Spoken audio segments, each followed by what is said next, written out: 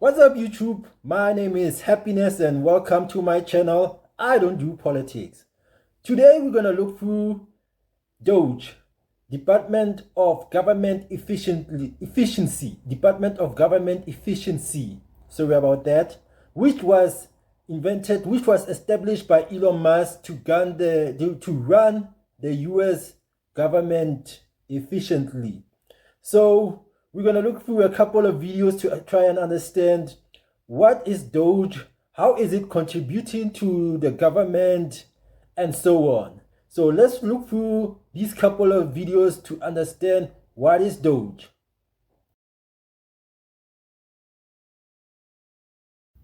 Welcome to DOGE, much wow. We used to be just a meme coin, or did we? Just kidding. Our mission? Cut waste, streamline bureaucracy, and make America wow again.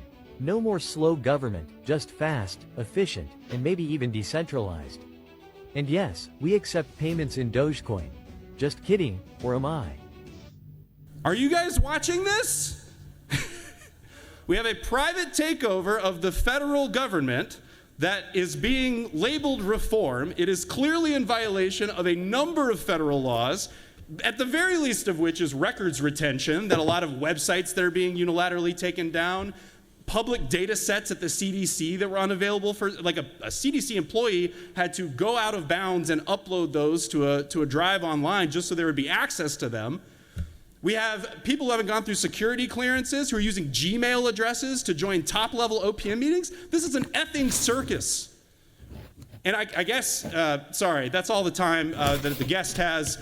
That's all the time we have this morning for Trump Morning News. As always, we remind you, your state legislators, you can't do anything directly about this, and there's nothing the Republican Party could have done in the last 20 years. Oh, and by the way, Musk did a salute on stage. Mr. President, I yield the well.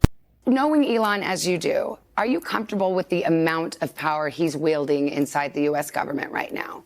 Well, I admire the great private sector stuff he's done. You know, SpaceX, Tesla, both amazing companies. I think in the case of USAID, he doesn't appreciate the phenomenal work that goes on. It's not partisan work. It's nutrition. It's avoiding. He says it's beyond repair. Well, I give billions of dollars to the same thing that USAID does. I go out in the field and study these things. I hire scientists. And so, I think if he really knew the work there, he wouldn't be telling 10,000 people not to come and do that work. Elon Musk says workers at DOGE are putting in 120-hour work weeks. So, host of Fox Business's Making Money, Charles Payne, joins us now to take a look at a few of the cuts from this agency. This is very exciting. Think about this. He was inaugurated on the 20th, Charles. Right. And these are just the numbers that we've cut in the, 10 days? It's called a whirlwind, and it's just getting started. It is. Let's go through some of it. This is the Consumer Financial Protection Bureau. Look how much we were spending. They had to cut almost $20 million. Department of Agriculture, Charles? $110 million.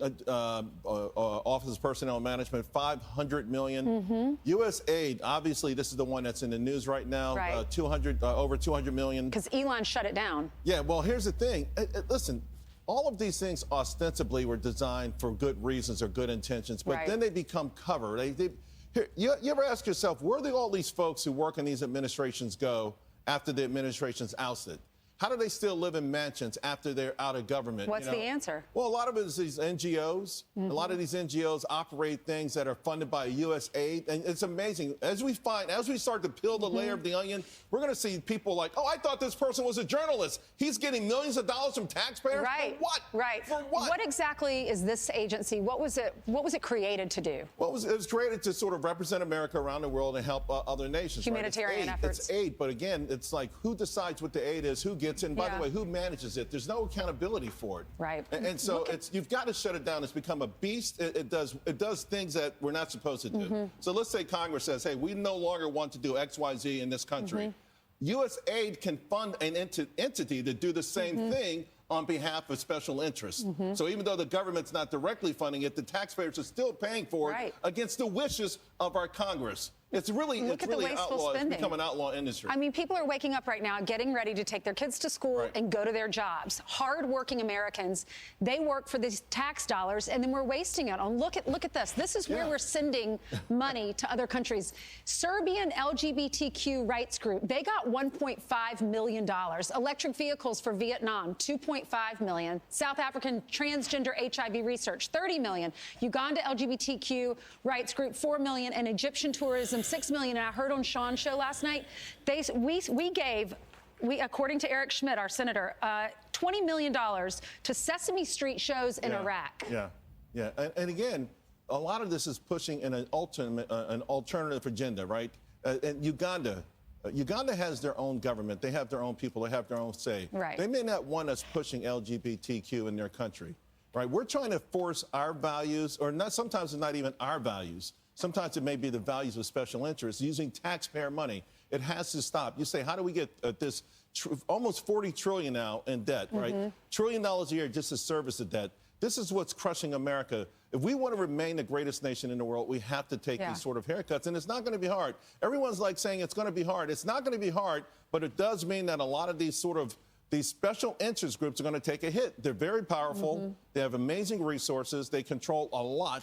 But they've never met the force of a combination of a President Trump and Elon Musk. They've never had that 1-2 combination before. Yeah, I understand starving children in another country. I understand maybe helping with war efforts. That's who we are. But not these That's who we are as a nation. issues. We've saved the country. We saved the world on a couple of occasions. We built the world on a couple of occasions. That's who America is. But these things have been hijacked. Our sympathy for the world, our compassion for the world has been hijacked by special interests who are doing two things: pushing an agenda and lining their pockets. It's time to say no. You're right. Marco Rubio talked about this. You know, he was meeting with the El Salvadorian president. He was meeting with Maduro, already working hard in a short amount of time. And here's what he said, calling out USAID.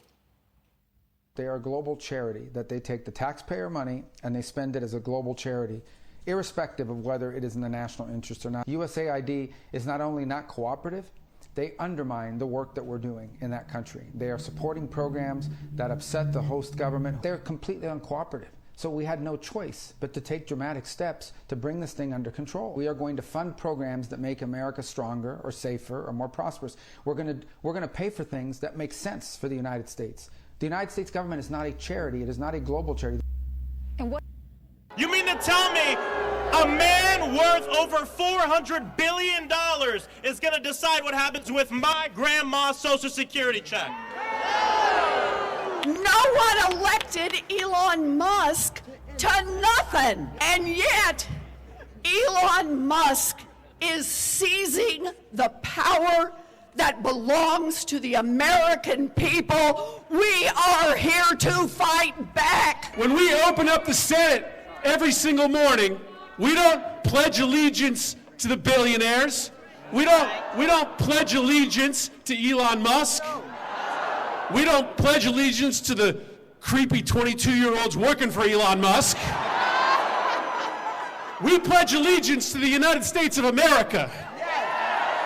And so I want to make sure that my mother gets her Social Security check, not because she pledges allegiance to Elon, but because she pledges allegiance to the United States of America. This is the most corrupt bargain we've ever seen in American history.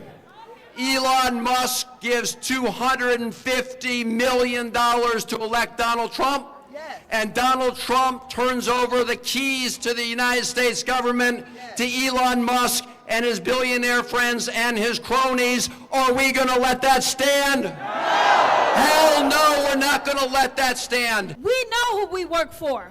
We know that we work for the American people. And what we're not going to do is stand around while they pull this bullshit that they're trying to pull right now.